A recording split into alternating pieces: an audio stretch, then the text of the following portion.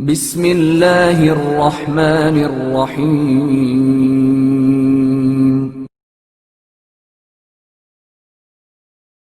ظالموں سے اجتناب کی انتہا۔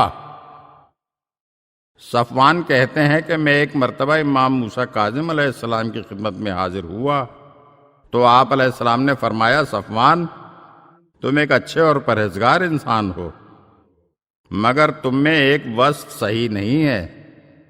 صفوان کہتا ہے کہ میں نے عرض کیا، مولا میں نے کون سی غلطی کی ہے؟ آپ علیہ السلام نے فرمایا، تو اپنے اونٹ ہارون رشید کو کرائے پر دیتا ہے۔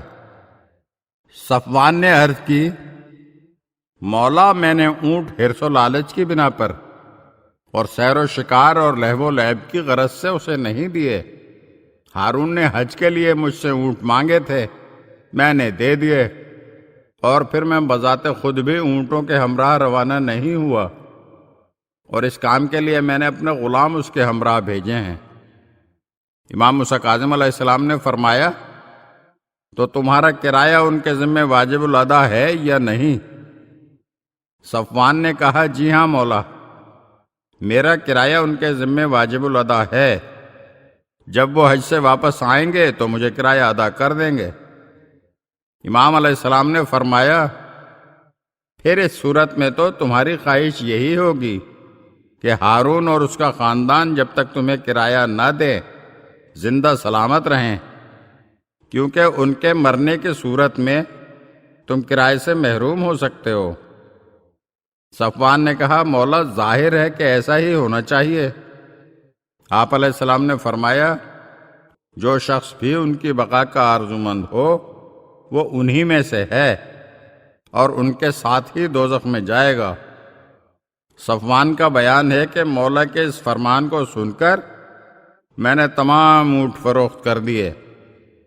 جب ہارون کو یہ خبر ملی تو اس نے مجھے اپنے پاس طلب کیا اور کہا، میں نے سنا ہے کہ تو نے تمام اونٹ فروخت کر دیے ہیں۔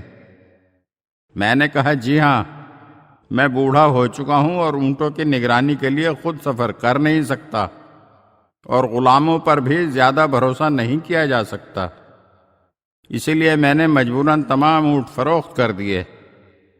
ہارون نے کہا، ایسا ہرگز نہیں ہے، تو نے موسیٰ کاظم کے کہنے پر اپنے اونٹ فروخت کیے ہیں۔ میں نے کہا، بادشاہ موسیٰ کاظم کے ساتھ میرا کیا واسطہ ہے؟ ہارون نے کہا، تو جھوٹ کہتا ہے، اگر ہم نشینی کا حق نہ ہوتا تو میں تجھے فوراً قتل کرا دیتا۔ اگر آپ ہمارے چینل کی نئی ویڈیوز دیکھنا چاہتے ہیں تو ہمارے چینل کو سبسکرائب کریں اور گھنٹی کے بٹن کو دبائیے تاکہ ہر آنے والی ویڈیو آپ کو جلد موصول ہو سکے، اور ہاں، لائک اور شیئر ضرور کیجیے اور اپنے قیمتی کمنٹ سے ہمیں آگاہ کیجیے۔ شکریہ۔